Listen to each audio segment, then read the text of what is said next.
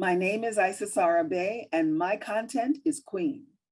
You should know that you can't win with just the king on the board. Content is queen. Listen, you'll see. Welcome to Content is Queen, where we celebrate the women and girls behind the lens and in front of the lens. And I am so excited to talk to the one and only Isisara Bey, the creative director behind March on Washington Film Festival. Welcome. Thank you so much. I'm happy to be here. I am so excited to talk to you, one, because we work together, but two, I really want to get into your head. March on Washington is coming up on its 10-year anniversary. Absolutely, 10 years, yes. Yes, and you are the visionary behind the entire festival. Tell me, what can the film enthusiast expect from the 10th anniversary of the film festival? I dream about this at night. I get ideas during the day. It's so exciting to me. The March on Washington Film Festival, just to give a little background, is an event that happens every year, although we do some programming during the year. But it is a major event built around a film festival and then takes a departure from that. Our mission is to unearth the mistold and untold stories of the civil rights movement, its strategies, its icons, and most of all, its unknown foot soldiers. To link that traditional civil rights movement from the 50s and 60s to contemporary racial justice movements here and abroad. And of course, in that inquiry, we also go back in time as well. So we do it through films, but we also expand. We like all of the visual and performing arts. Sometimes we may have somebody do a dance around it. We've commissioned that, musical performances. We've had art exhibits. We've had spoken word performances. All of the different ways that people learn things is how we like to convey it. But we love films most of all. So I think what people will see are on our site, you'll see a number of different films, a lot of them documentaries, some of them narrative. We'll also have some presentations, panels, and we'll have live events as well. Even before the 10 years, prior to you even coming to the festival, how has the role of women behind the lens and in front of the lens changed? Well, one thing we have nowadays is many women who are occupying many different positions, both behind and in front. I was just speaking with someone today. We have so many people now who are playwrights or screenwriters who are also actors and actresses, who are directing some projects, who are producing some projects. So we are taking the subject matter that has been told by others, often mistold by others, and we are not only correcting the story, we are telling the story ourselves. And the other way I've seen a difference too is just 10 years ago, there are people who we knew in our racial justice, civil rights history that we discovered in the last 10 years, we didn't know half of the story. And then there were many we knew nothing about at all. So there's been this whole graduation and a surge of both revealing these people who were the backbone of our movement in the 20th century, and those who were pioneers in telling the stories in films and in plays against great odds. And now there is a whole new panorama of actors, actresses, playwrights, directors, producers coming to the fore. I love that. It's so important because when you think about, our icons, you rarely hear them talk about the wives and the women behind the scenes pulling it all together. And now that we have platforms like the March on Washington Film Festival, we can celebrate everyone across the spectrum who is pushing narratives forward that we need to hear more about. One thing I wanted to add to that, last year we showed a documentary and had an event around Pauli Murray, who was a legal scholar, a poet, the first Episcopalian woman priest. She was a pioneer in many areas. She helped start the National Organization for Women. Her writings were the inspiration to Ruth Bader Ginsburg around gender issues. Powerful sister. And she said, the civil rights movement was run by women until a microphone showed up. Then the women were pushed to the side by the men. And if you notice, even at the March on Washington, Mahalia Jackson sang, Josephine Baker spoke. I think those were the only two women who participated. Wow, I'd never thought about it that way. Yep. Wow, that just blew my mind. And that speaks volumes. Yes, it does. Because women, as a whole, we are the ones that hold the fort down.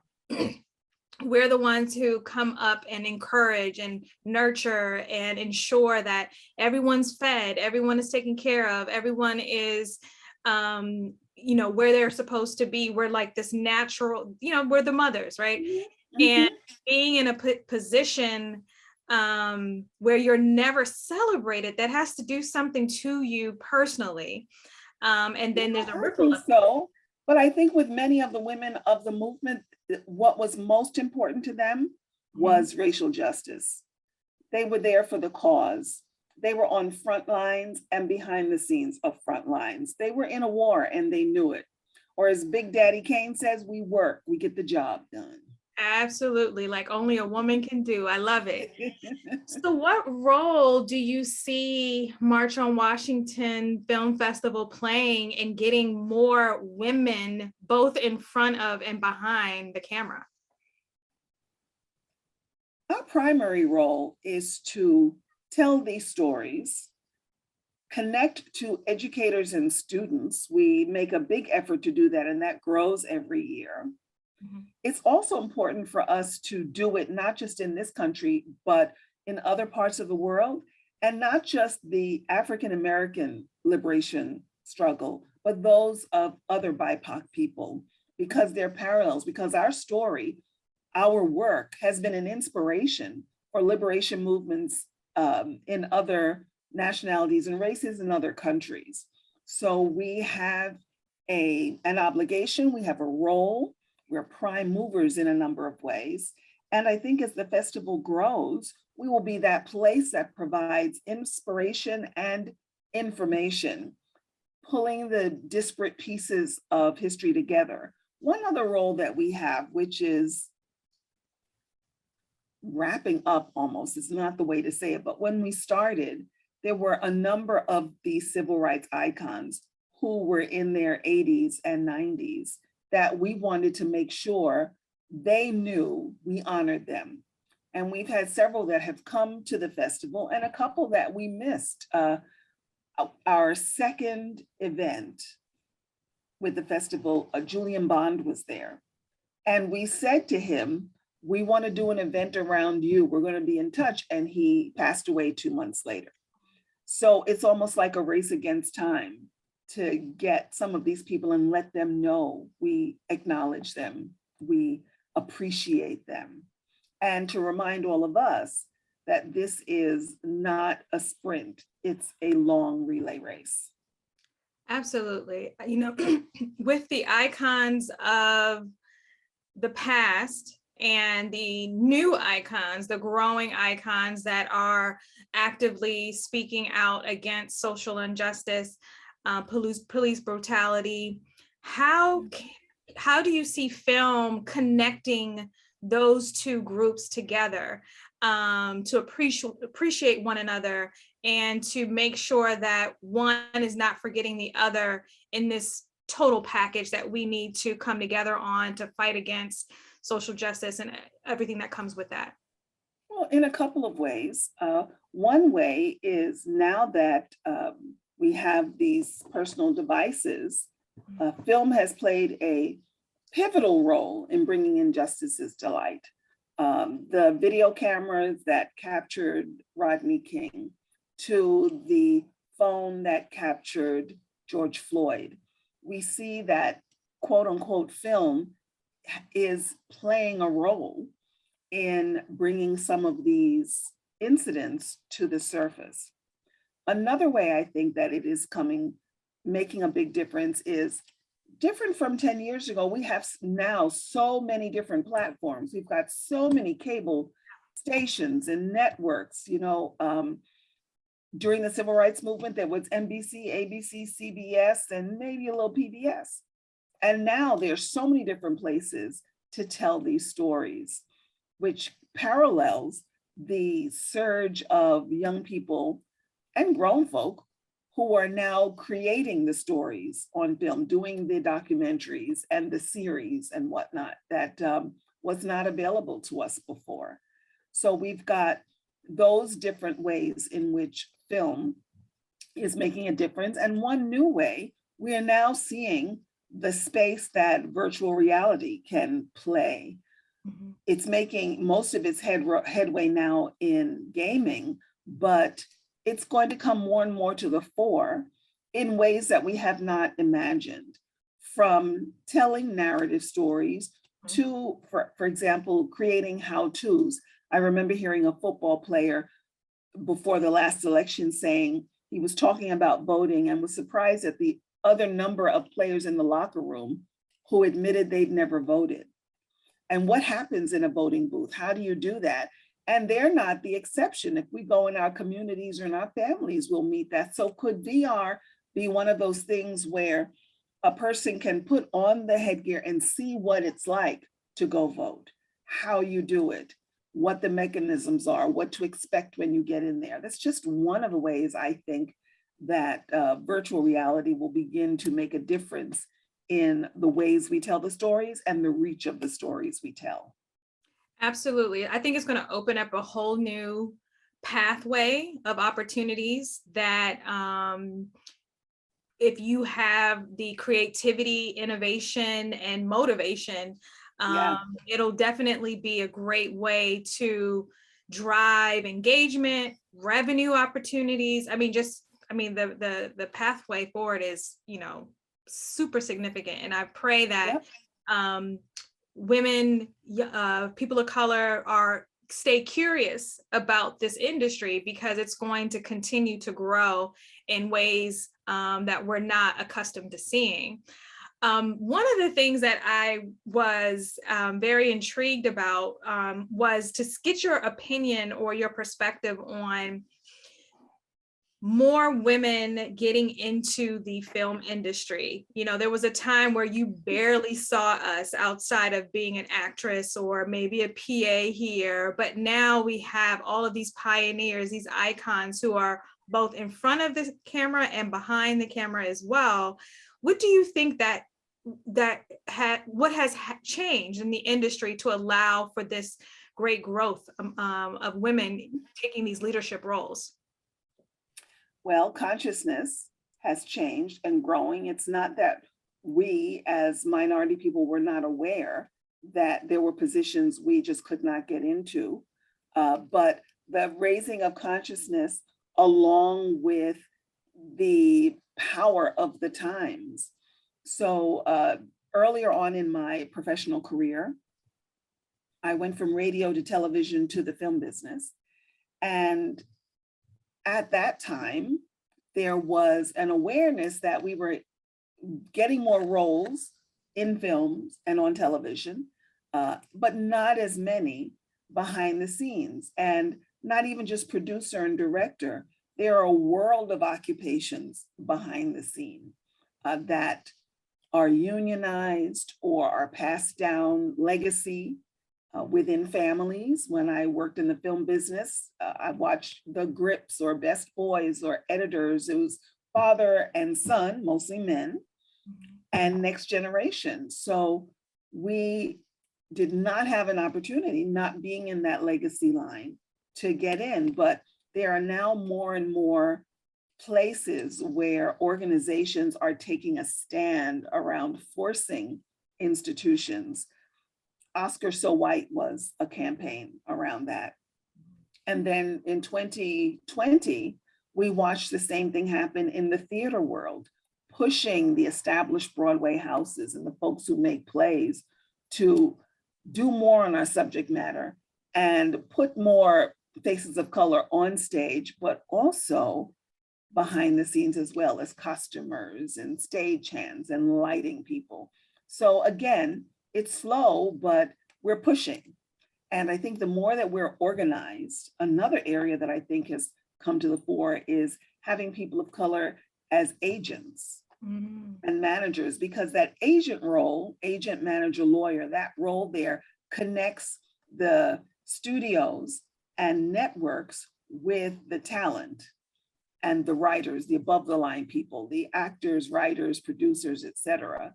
So where there are more people of color as agents, more of those connections can happen.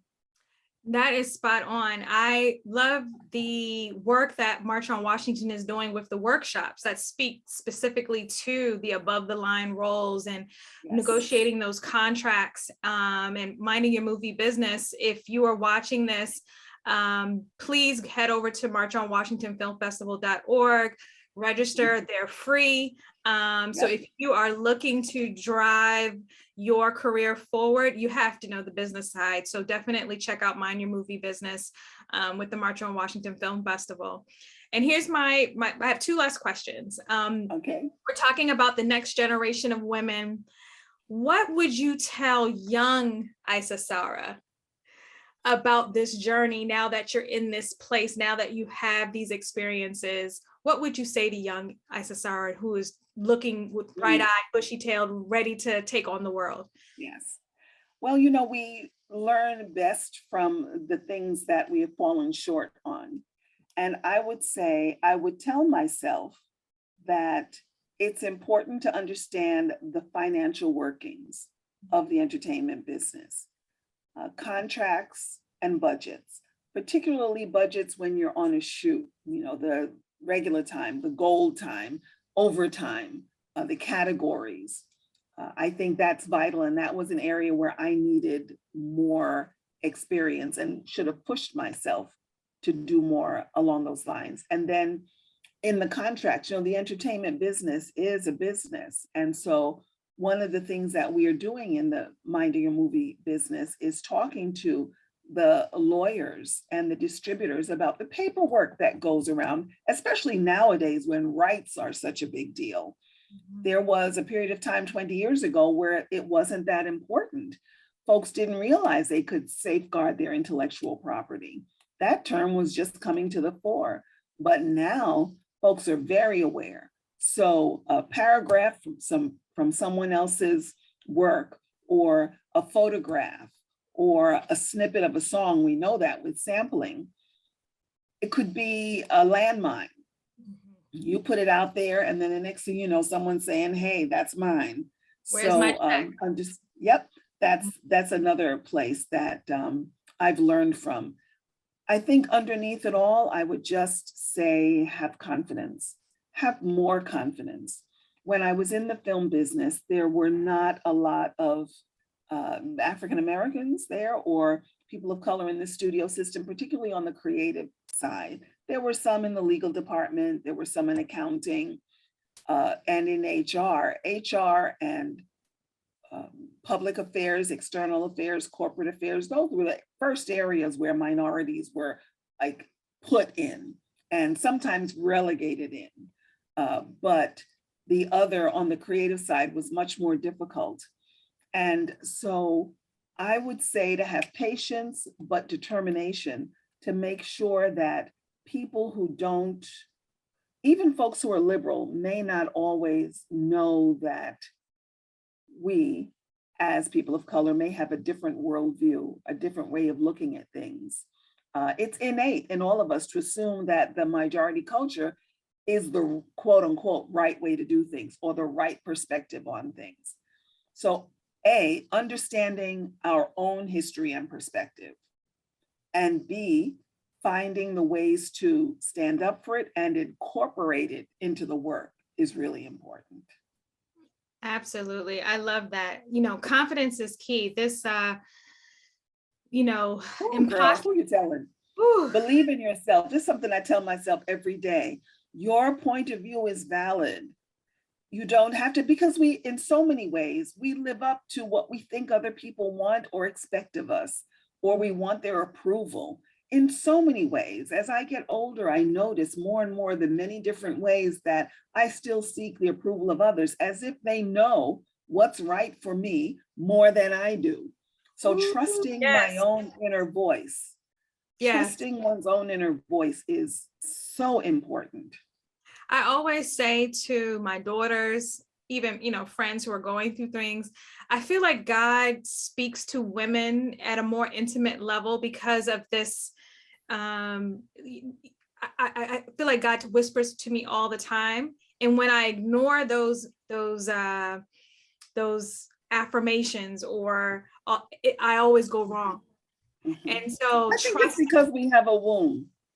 You know, Mm, when you look at the psychic body or physical body in terms of the chakras, those first two are very powerful, particularly the second chakra. That's the seat of creativity.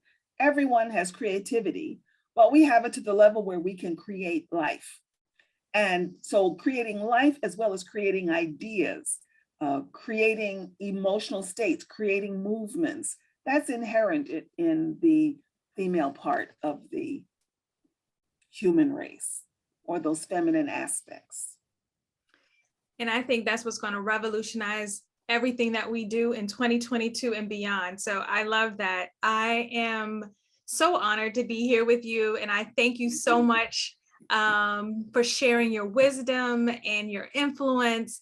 And I love the fact that I get to work with such amazing women, especially you. And I just want to share with the audience, you have been an inspiration in this short amount of time with me and my career, that I sit back and I've said your name in rooms. Well, I don't know, you need to meet Isisara, because something about her aura just gets me right every single time. And I just want to thank you for taking your time today to sit down and talk to me and just celebrate women. Any last words before we wrap up? Thank you so much for having me. I feel privileged to be able to share part of my life journey with those who are listening. And it ain't over. I'm still trying to make it happen here. I know that's right. I love it. Thank you so much for your time. I love it.